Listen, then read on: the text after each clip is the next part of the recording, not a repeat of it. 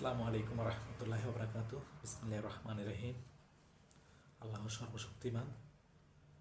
আমি দ্বিতীয়বার মতো আর একবার আপনাদের মধ্যে চলে আসলাম মাফিয়াদের কিছু কথা শেয়ার করার জন্য।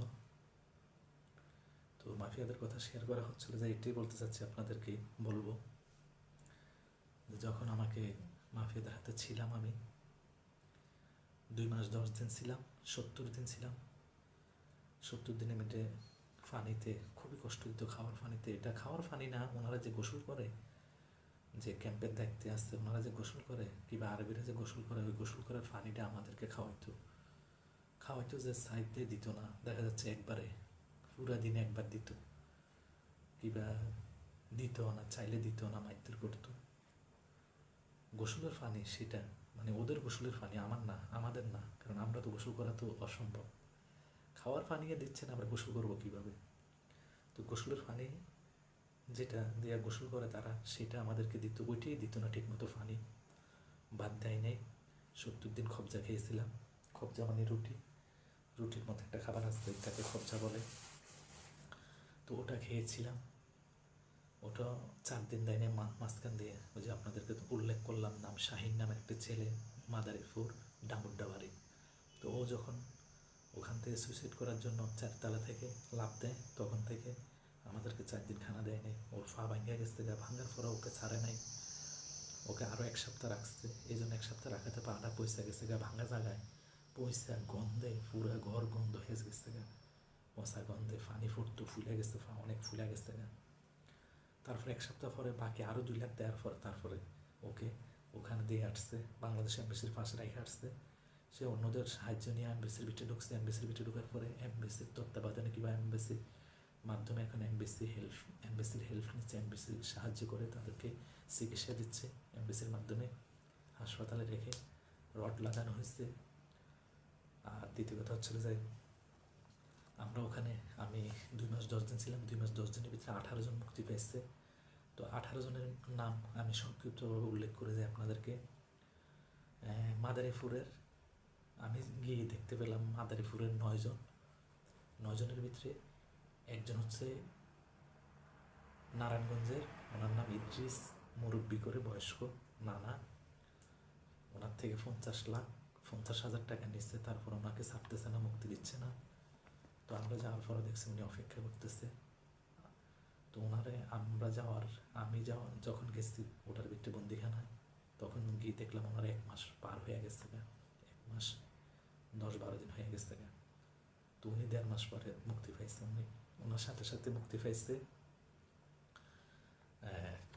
বাকি আরও আয়নাল, আরও 6 জন নাম মাদারীপুরের। তো মাদারীপুরের 6 জন 7 জন, আর নারায়ণগঞ্জের একজন, 8 জন মুক্তি পেয়ে গেছে।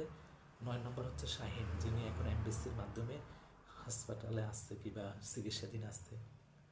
ওনার নাম হচ্ছে শাহিন। তো 9 জন, এই 9 জনকে ছেড়ে দিছে 1.5 মাস পরে। একসাথে ছাড়ে নাই, প্রথম 6 জন, পরে 3 জন, পরে ছাড়ছে এইভাবে মুক্তিপণের টাকা দিয়ে।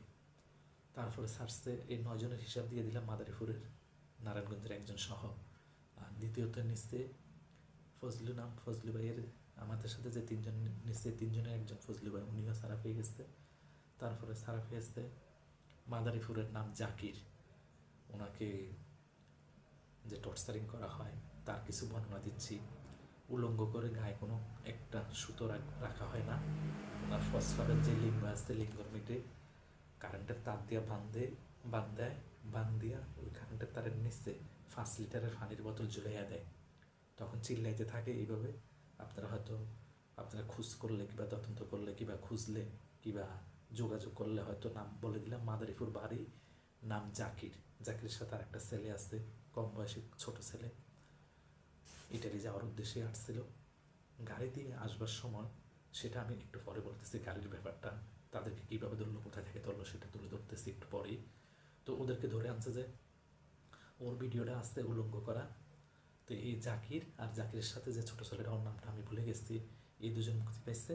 এই 2 জনের পরে মুক্তি পাইছে আপনার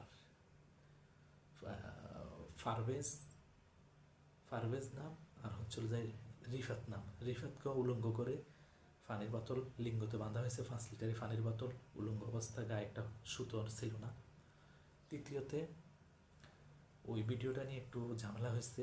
ওর ফ্যামিলিতে যখন ভিডিওটা পাঠাইছে তখন ওর ফ্যামিলি এখানে প্রশাসনের লোককে নাকি যারা পাঠায় বিদেশ ইটালিতে তাদেরকে দিচ্ছে। এটা নিয়ে অনেক গ্যামজাম হয়েছে। তারপর থেকে আর উলঙ্গ করে ভিডিও করা হয় না। তারপর থেকে সিলেট হবিগঞ্জ বাড়ি নাম দুজন ছিল, নাম দুজনের আমার জানা নাই, মনে নাই এখন। তো হবিগঞ্জ বাড়ি দুইটা ছেলে, কম বয়সের, একটা লম্বা ছেলে আর একটা খাটো করে মিডিয়াম। ওদেরকে ফিডে মুখ ভাইন্দা ফিডের মিডে হাতুড়ে দিয়ে ফিটাইছে, হাতুড়ে দিয়ে ফিটাই ওই ভিডিও পাঠাইছে ওদের বাড়িতে। ওটাও আপনারা দেখবেন অবশ্য। ওই ভিডিওটা আপনারা দেখতে চেষ্টা করবেন, খুঁজলে পাবেন।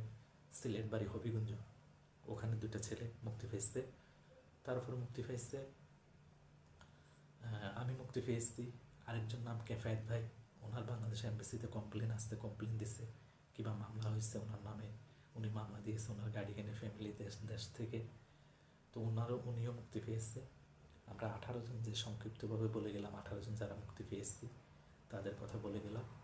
আর আমি আসবার সময় রেখে আসছি ভিতরে 11 জনের মধ্যে একজন বরিশাল বাড়ি, আর একজন গোপালগঞ্জ বাড়ি।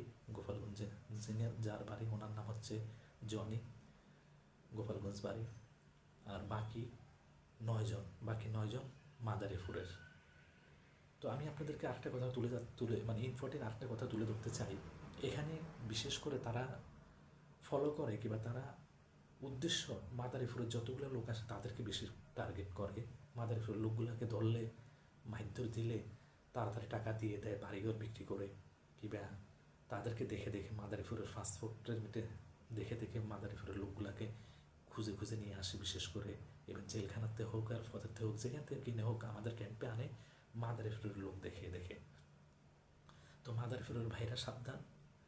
পাশাপাশি আপনারা যখন এখানে আনে, তো কীভাবে আনে, কোথা থেকে আনে সেটাও আমি তুলে ধরতেছি আপনাদেরকে।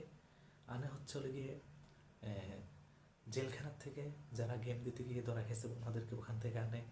কারো করে এখান থেকে মদিনার থেকে যেরকম বাসাতে তুলে নিয়ে গেছে। প্রথম যে 9 জনের কথা বললাম, যে আমরা গিয়ে 9 জন দেখলাম, ওনাদেরকে নিয়ে আসছে 17 রমজানে বাসার থেকে তুলে নিয়ে আসছে এইরকমই। আর এখন নতুন করে আমি ভিতরে যে 11 জন দেখে আসলাম, 11 জনের মধ্যে 9 জনে গাড়ির থেকে নিয়ে আসছে বেনগাজির থেকে। যখন বেনগাজির থেকে গাড়ি করে ত্রিপুরা আসতে লয়, তখন মিশ্রতা নামে একটা জায়গা আসতে, ওখানে আসলে গাড়ি অ্যাটাক করে কালো পোশাকধারী, মুখোশধারী আইনের লোক, এদেরকে কালো বোস বলে এই দেশে। ওরা অ্যাটাক করে নিয়ে যায়, নিয়ে ওদের ক্যাম্পে রেখে বিক্রি করে ফেলে মাফিয়াদের কাছে। তো মাফিয়ারা নিয়ে একজন থেকে 25 লাখ করে দাবি করে, 30 লাখ করে দাবি করে, কিন্তু 20 লাখের নিচে ছাড়ে না। টাকার কথাটা সংক্ষিপ্তভাবে উল্লেখ করলাম। আর ওই যে নারায়ণগঞ্জের যিনি, ওনার নাম হচ্ছে ইদ্রিস, মুরব্বী করে বয়স্ক, ওনার থেকে নিচে 50,50,000। তো আচ্ছা, যা হোক, আমি পরবর্তীতে নেক্সট ভিডিওতে বলবো আপনারা এখানে কারা আসবেন না, কী কারণে আসবেন না, এখানের কী সমস্যাগুলো সেটা আমি তুলে ধরবো। আজকে এখানে আমি সমাপ্ত করলাম। আসসালামু আলাইকুম রহমতুল্লাহ বারাকাতুহু। বিসমিল্লাহির রহমানির রহিম। আল্লাহ সর্বশক্তিমান।